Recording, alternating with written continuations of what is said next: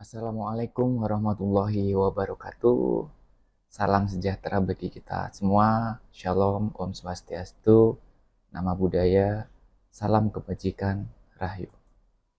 Perkenalkan, saya Toto Diwantoro, dosen program studi Teknologi Listrik Untak Surabaya.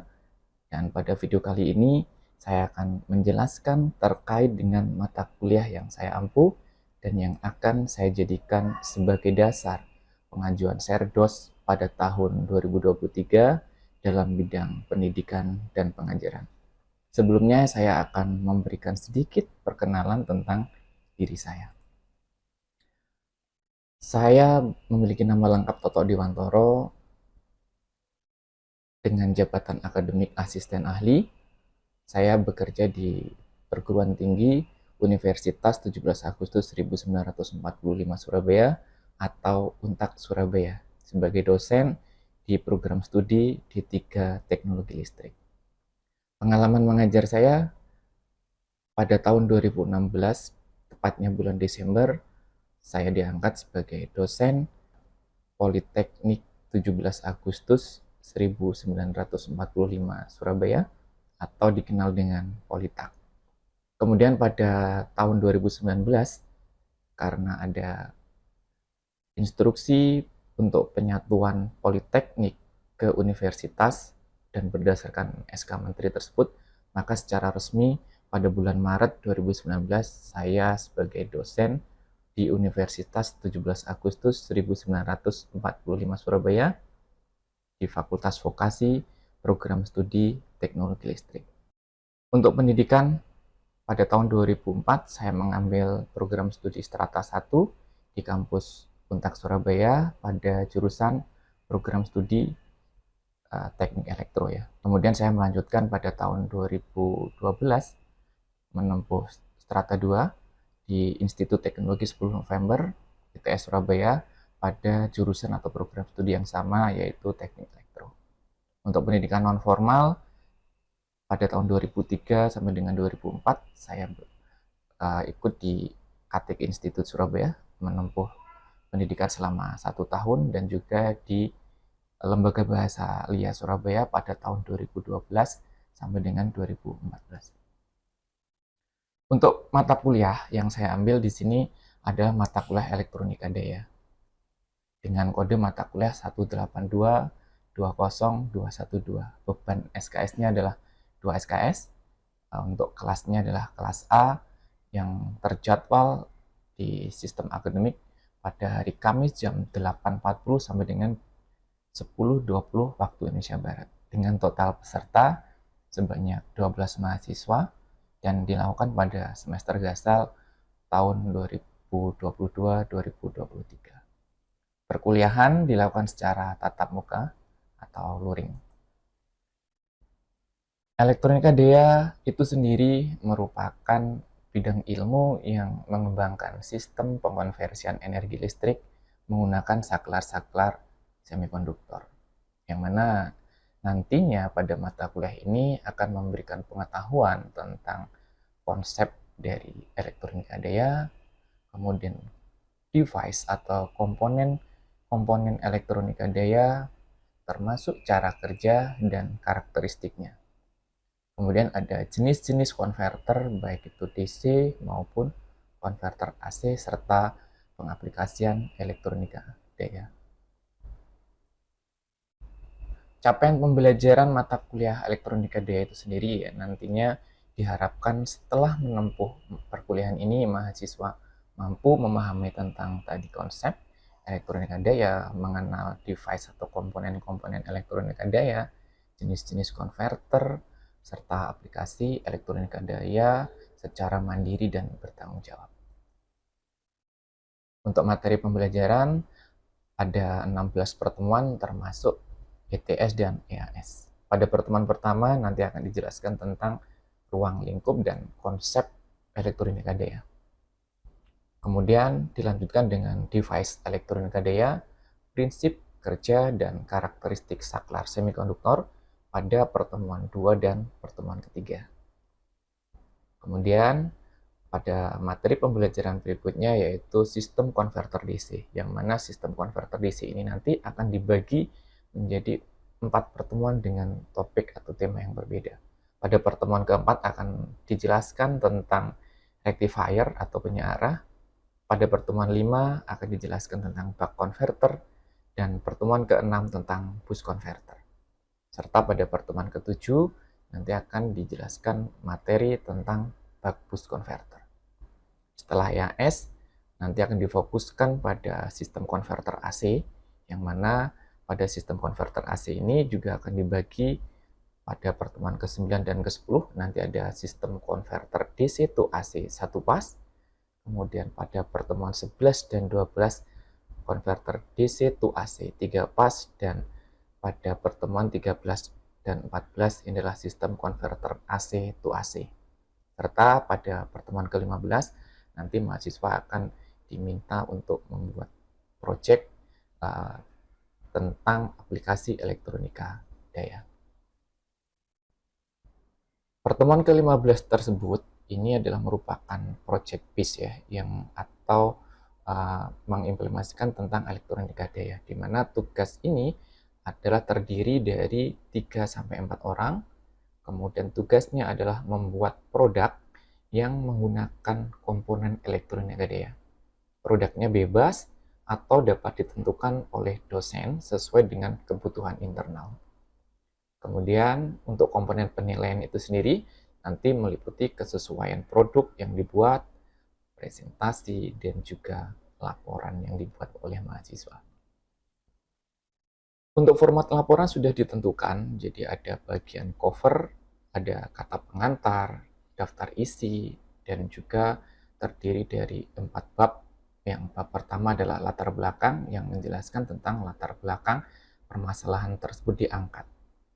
Nah, kemudian pada bab 2 adalah metode pembuatannya, yaitu menjelaskan tahapan-tahapan atau prosesnya seperti apa. Pada bab 3 nanti akan dispesifikkan perancangan produk yang dibuat oleh mahasiswa ya, mulai dari desain produknya seperti apa, komponennya, kemudian skematik, dan juga desain code dan lain sebagainya. Nah, pada bab 4 ini ada kesimpulan dan ada daftar pustaka. Untuk referensi, saya menggunakan 3 buah buku wajib.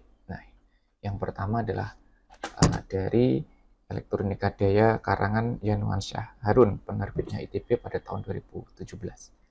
Kemudian yang kedua ini dari tempat saya kuliah, ada sistem konverter DC oleh Profesor Muhammad Asheri pada tahun 2012, dan juga desain sistem konverter AC pada tahun 2013.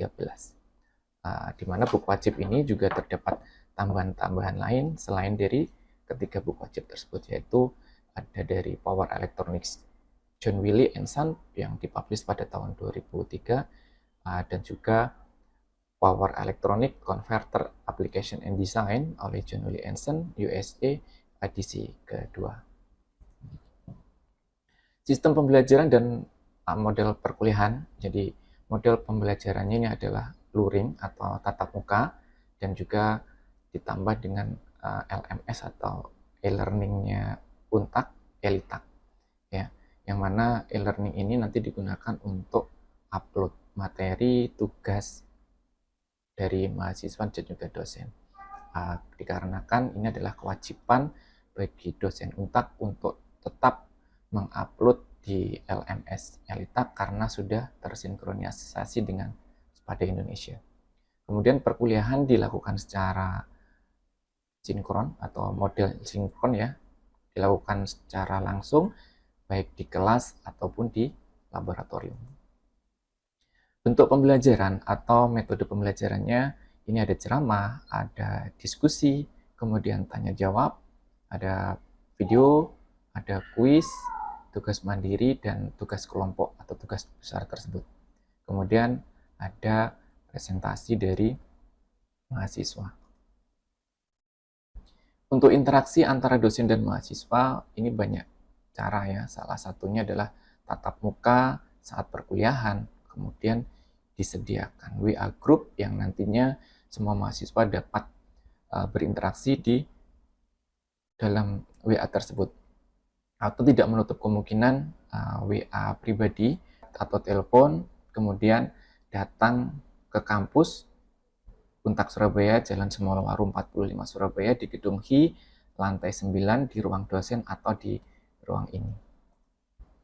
Untuk sistem penilaian ini sesuai dengan kontrak antara mahasiswa dan dosen pada pertemuan pertama, itu terdiri dari ETS bernilai 25%, kemudian EAS 30%, tugas baik itu mandiri atau kelompok 15%, attitude atau keaktifan ini 15%, serta kehadiran 15%, yang mana total bobotnya sama dengan 100%.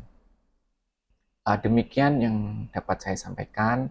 Untuk video kegiatan pembelajaran dapat dilihat setelah ini. Terima kasih dan wassalamualaikum warahmatullahi wabarakatuh. Assalamualaikum warahmatullahi wabarakatuh.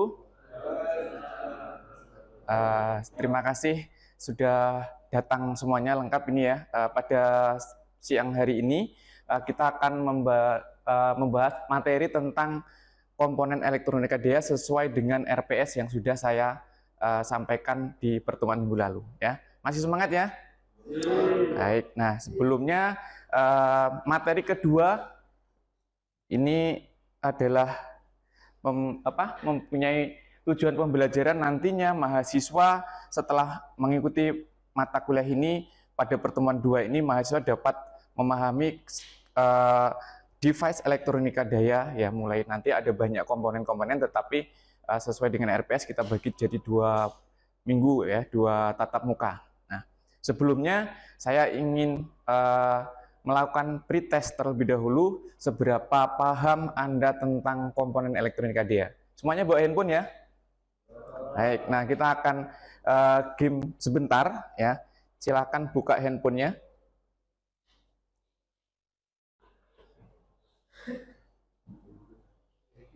Nah, sudah connect WiFi semua ya? Oke, sudah? Oke. Sebenarnya pretestnya ini sederhana tentang materi elektronika daya. Nanti siapa yang tercepat dan yang benar poinnya akan tinggi ya.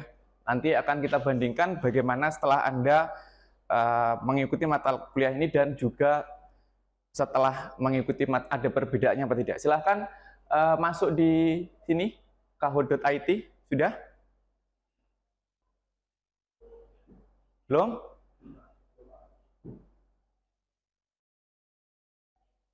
Oke, silakan tulis nama panggilannya saja.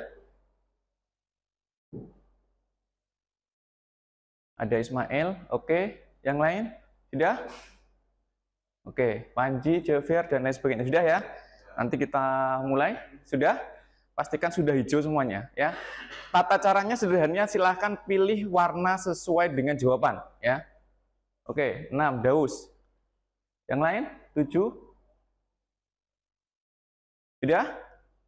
Nggak asing ya sama game ini? Oke, sudah? Ada yang belum? Oke, kita tunggu.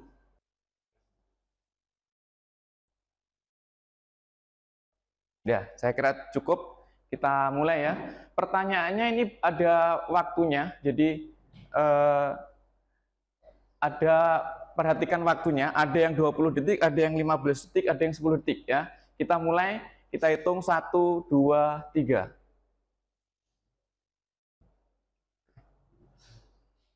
Oke, komponen elektronika daya. Oke, siap. Pertanyaan 10, di antara komponen-komponen berikut manakah yang termasuk komponen elektronika daya? Apakah A, merah? Kalau oke, sudah 6 yang menjawab.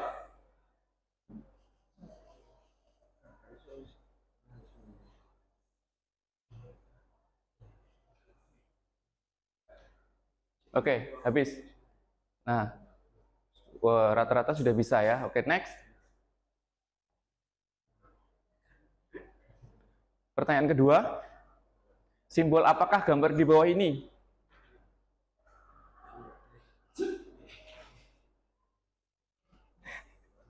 Ya, simbol apa ini?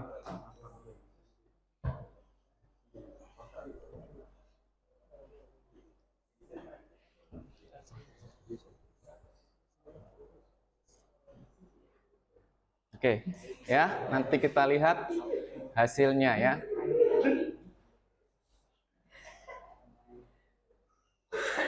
Oke, pertanyaan ketiga, selain sebagai penyearah, dioda dapat difungsikan juga sebagai apa? Apakah bisa sebagai power bank, indikator, saklar, atau sumber listrik? Waktunya tinggal 10 detik lagi. 3 orang yang baru menjawab.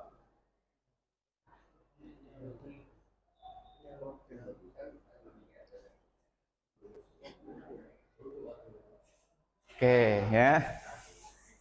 Masih belum ada yang tahu berarti ini ya. Oke, kita next. Dioda dinotasikan dengan huruf apa? Apakah A, B, C, atau D?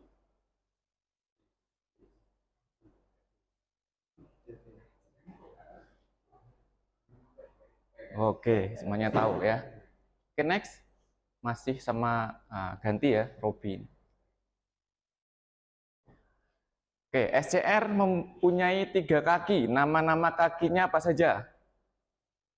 Emitter, basis kolektor, drain source gate, anoda katoda gate, atau semua jawaban salah?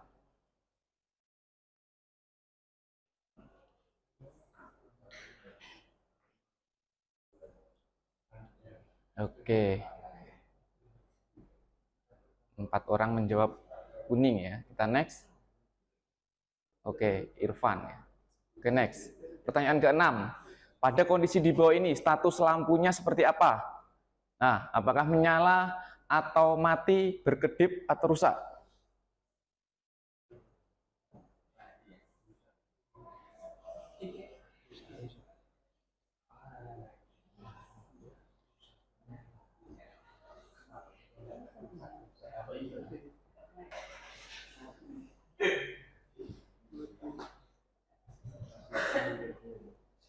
Oke, pertanyaan ke-7.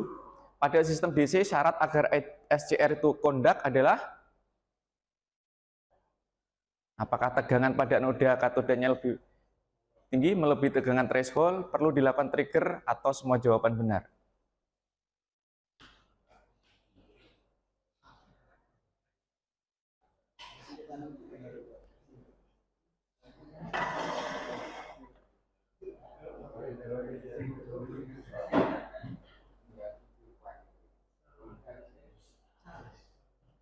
Oke, pertanyaannya ini benar atau jawab. Di dalam mata kuliah elektronika daya, komponen transistor digunakan sebagai penguat, benar atau salah?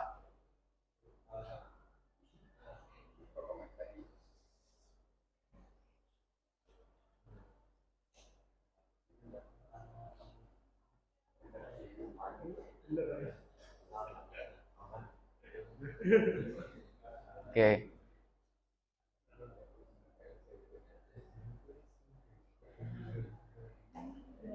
Yang bukan merupakan contoh aplikasi dari elektronika daya.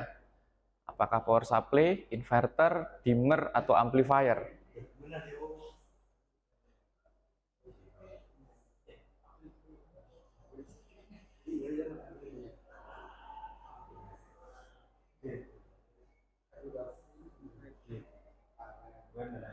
Oke. Terakhir ya, pertanyaan terakhir. CDI pada sepeda motor adalah satu implementasi dari elektronika daya, benar atau salah?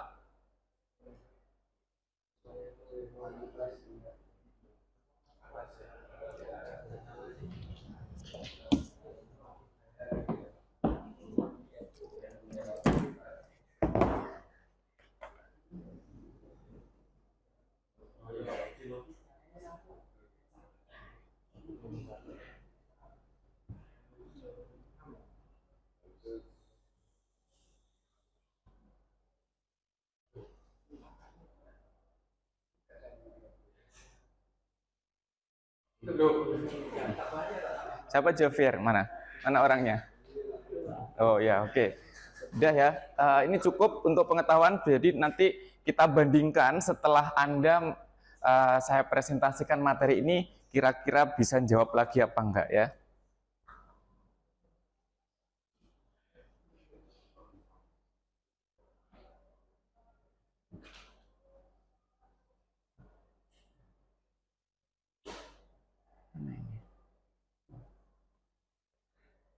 Oke, kita mulai ya pertemuan hari ini. Pada hari ini tadi sudah saya jelaskan kita akan belajar tentang komponen elektronika daya di semikonduktor daya.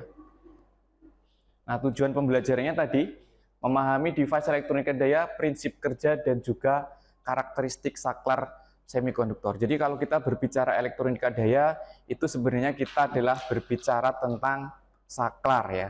Saya kira sudah tahu semua fungsi dari saklar itu apa. Nah, materi hari ini ada dua, nanti ada tentang diode, kemudian tentang SCR atau SCR Silicon Control Rectifier ya, beserta cara kerjanya dan karakteristiknya. Nah, diode itu sebenarnya adalah sebuah kristal yang dibentuk dari penggabungan semikonduktor jenis N dan juga semikonduktor jenis P ya. Diode sendiri ada dua kaki ya. Kaki yang pertama bernama anoda dan kaki yang kedua bernama katoda. Nah, simbolnya seperti huruf bukan huruf ya, seperti segitiga yang ada tanda panahnya. Ini menunjukkan bahwa arus nanti akan dari anoda ke katoda ya, dengan catatan ya. Bentuk fisiknya seperti yang gambar di bawah, nanti waktu kita praktikum akan kita tunjukkan. Nah, ini salah satu modul yang akan nanti dipakai ketika praktikum ya. Ini ada dioda, hanya saja bentuknya nanti bisa dilihat sewaktu praktikum. Oke. Nah, diode sendiri itu bisa ini ya, ada dua mode. Yang pertama adalah mode forward dan yang kedua adalah mode reverse. Maksudnya bagaimana? Nah, sebagai contoh di sini ada dua contoh diode yang saya pakai, ada diode germanium dan ada diode silikon. Masing-masing mempunyai karakteristik yang berbeda, tetapi secara grafik ini sama ya. Jadi ketika yang garis horizontal itu mewakili tegangan, yang vertikal itu adalah arus. Nah, ketika di forward ya, pada forward bias nanti ada itu ya angka 0,2, 0,6 itu apa? Nah, itu adalah kemarin waktu mata kuliah semikonduktor ya, itu sudah dijelaskan. Jadi nanti diode itu akan bekerja setelah melewati tegangan minimumnya, yaitu tegangan antara junction antara P dan N-nya. Nah, kalau silikon ini sudah terlihat 0,6 volt dan germanium ada 0,2. Kemudian pada bagian reverse, nah ini silikon dan germanium mempunyai tegangan minimum yang cukup tinggi ya, artinya itu nanti bisa digunakan sebagai penyearah. Nah, tadi bilang Pak, katanya diode atau komponen elektronika daya itu digunakan sebagai saklar. Ya, jadi dioda itu adalah saklar tetapi yang tidak bisa dikendalikan. Ya, nanti akan kita bedakan dengan jenis yang lain yang akan saya jelaskan berikutnya. Sampai di sini ada yang mau ditanyakan? Cukup jelas ya? Oke, saya next. Nanti kita discuss saja lebih banyak. Nah, kemudian yang kedua ini adalah thyristor ya. Thyristor ini sesuai dengan artinya diambil dari bahasa Yunani yang artinya pintu. Pintu itu untuk apa? Keluar masuk, buka tutup, on off ya. Nah, berikut ini adalah beberapa jenis thyristor yang dipakai ya. Ada SCR atau Silicon Control Rectifier, simbolnya seperti dioda tetapi ada kendalinya ya. Sekarang ada kendalinya, ada gate. Nanti akan saya jelaskan bagaimana cara kerjanya. Kemudian ada diag dan ada triag. Nah, kalau bentuk fisiknya, nah ini yang seperti saya bawa ini adalah bentuk fisik dari SCR ya. SCR itu sendiri terdiri dari 4 lapis ya, ada PN, jadi kayak diode, tetapi ini 4, kalau diode hanya 2. Nah, pada bagian P-nya itu nanti diambil untuk sebagai gerbang gate. Nah, ini bentuk fisik yang tadi saya sampaikan seperti yang saya bawa dari ini. Simbolnya ada anoda, ada katoda ya. Oke, saya next. Nah, ini karakteristik dari SCR. Jadi SCR itu kalau kita lihat grafiknya hampir sama dengan diode, yaitu tetapi ada sedikit perbedaan antara poin B dan A. Maksudnya apa ini ya? Jadi tetap ya garis horizontal mewakili tegangan. Jadi kalau dilihat dari grafik ini pada tulisan on state ya C itu baru bisa on ketika SCR sudah melampaui tegangan breakover voltage-nya. Jadi harus melebihi terlebih dahulu baru SCR itu akan bekerja. Tetapi diperhatikan dari garis B dan A itu ketika di off kan SCR tidak bisa mati. Ya. Kemudian pada bagian sebelah kiri ini hampir sama dengan karakteristik diode. Jadi bisa digunakan untuk ini ya pembatas tegangannya agar arusnya tidak bisa balik. Ya, itu fungsinya. Jadi nanti secara tidak langsung SCR itu sama dengan apa? Dioda ya. Nah, mungkin untuk mempelajari gampangnya saya ada contoh. Nah, ini ada contoh yang tadi sudah saya sampaikan. Tadi masih ingat ketika pertanyaan yang awal, kondisi lampu seperti ini apa? Mati ya. Jadi kalau kita lihat kondisinya seperti ini mati. Kenapa kok mati? Karena belum ada trigger bagian S3. Jadi kalau dilihat dari gambar ini itu ada S2 memang sudah posisi on, kemudian S3 ini belum ada yang men-trigger. Ini adalah push button ya, push button. Jadi kalau kita tekan kembalikan dia nggak toggle, nggak seperti yang S2. Nah, pada seperti ini memang secara kelistrikan dia akan berhenti, tidak ada arus yang mengalir melalui lampu. Lampu akan menyala ketika S3-nya ditekan. Betul. Jadi ketika S3-nya ditekan, lampunya akan Tapi kalau saya lepas S3-nya nyala atau mati? Mati atau nyala? Masih ragu. Yang benar adalah nyala, masih menyala. Nah, caranya bagaimana biar lampu ini bisa mati? Dengan cara ya tadi ya, jadi tegangan anoda dan katodanya dibuat sama atau dengan teknisnya nanti adalah dengan meng-off-kan atau memutuskan S2. Nah, kalau S2-nya dilepas maka dia mati. Kalau S2-nya saya tekan lagi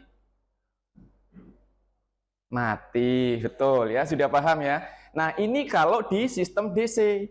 Bagaimana kalau di sistem AC? Nah, ini coba nanti kita diskusikan